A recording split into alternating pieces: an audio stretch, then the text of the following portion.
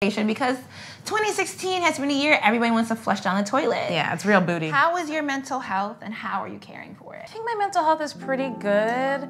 I will say that I'm like a stress puppy. I've always been the kind of person who like stresses out and like I have to actively talk myself out of things that I know won't matter in a year. But I'm like, in this moment, it is the most important thing.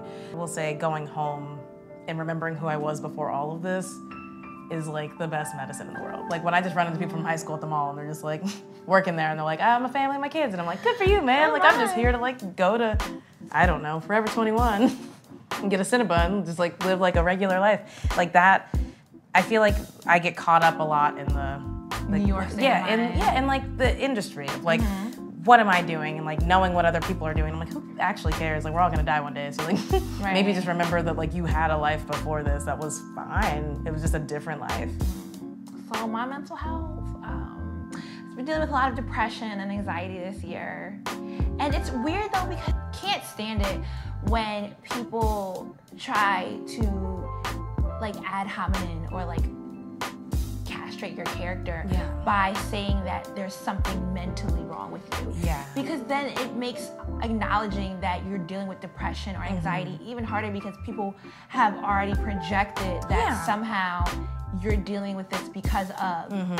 It's like making you crazy or making you a less than person. I mean, none of these people are doctors, right? So it's like, why do they or know you in real life? Right, so it's like they have no way of actually diagnosing something. But what was your highest point of this year? What was my highest point of this year?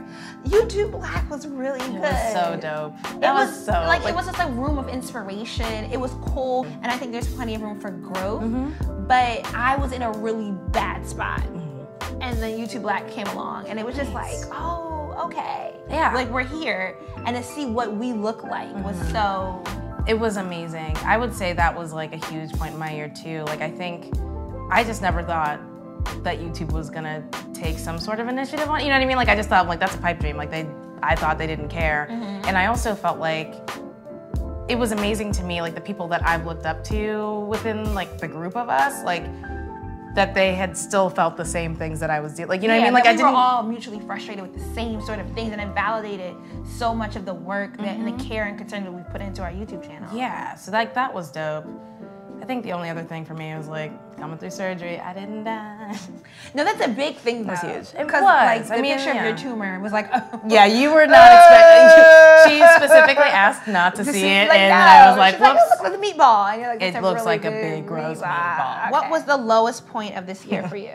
Probably YouTube Black. The lowest, because you were sick. Yeah, you were in the hospital. That was like the beginning of being really sick for a bunch of months. So that was like, it was I guess kind of a bummer because I was like super excited, but like I didn't get to go to the last night's party. I was in the hospital, and then I was in the hospital for the party 4 was months. Lit, right? Yeah, I was literally in the hospital watching Snapchats, and I was like, this is unfair. Like this is all I wanted ever in my life. I was so lit off that champagne and grandma. All of the pictures people were posting, and I'm like, it was fun. My lowest point was suing my former manager. I don't even want to say the court case was maybe the lowest point. It was when she stopped replying to my emails. Yeah. And was like, no.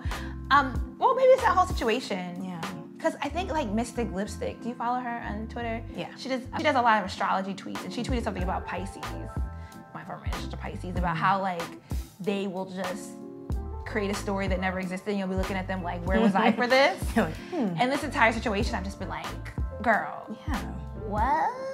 And then the cease and desist letters I keep getting after that every time I mention something about the case. It's just out of control. How do you balance being tapped into current news and self-care? This is something we were talking about earlier, and the way you positioned it, I was like, that's so interesting. Right? I put so much time and concern into the research of what I'm talking about, and wanting to provide a certain historical lens to the pop culture news that we're hearing. Yeah. And that I'm consuming so much of this negativity, right? We have Donald Trump, we have Black Lives Matter, the excessive white privilege that has come out of the Trump campaign. Yeah. And then also with like watching Hillary Clinton just take so much heat for being a woman. Yeah. And then every time you like want to say, hey, that's misogynistic, why are you caping for a white woman? It's like, I'm not. I'm like, but I'm also a woman. Yeah, like. And it's like, that is so... Like, people assume that you could not possibly have anything. I'm like, we're not, like, I don't know. I have this theory that people don't know that you can be more than, like, a black person. Like, when they see your skin, they're like, oh, you are black and you are not a woman. But then putting yourself in this lane and people, like, wanting you to respond right away. Yes. Like, the expectation that I need to do a video on every last one of these topics. Yeah. And then I gotta be tapped into every TV show, every news awards, and I have to have a rebuttal or reaction to everything. Yeah. It is... I didn't even acknowledge until you said something how much that does actually wear on your psyche. And it is hard because like people want you to have the answer or have something to say when they can't and they know you have an audience and it's you like... don't get time to breathe. Right, like you don't get time to grieve, you just don't get time to do any of it. Like I think that a lot of times people think that because you're in front of a camera, like you don't have a life outside of that, and so they're like, why don't you just do this thing? And I'm like, oh, because I'm like actually really sad. Like I'm really upset. And like, and I don't have the answers, and I don't know how to process this. And and like there's a time limit on how fast I have to process it. And like maybe I already did something very similar, but this horrible thing keeps happening. Right. Like there's nothing else to say. Yeah, like what else? Yeah, like I feel exhausted by all of the ways that I have to communicate. I'm like, there's not a better way to say like stop killing us. You know what I mean? Like there's only so many things I can say. But people are like, well, they need that, and it's like, I get it. I feel like I need that from somebody, but like, it's a lot to ask. What do you hope for 2017? Lots of money. Feel that? Some good morning sex. That'd be some good. Ooh! Monogamous. Yeah. Oh wow. Yeah, that'd be awesome. Big up, big up. I mean, you know, if we're talking about dreams, I'm like, I win the lottery. Yeah, I mean, I guess my goals for 2017, or like, what do I hope for? That was the real question.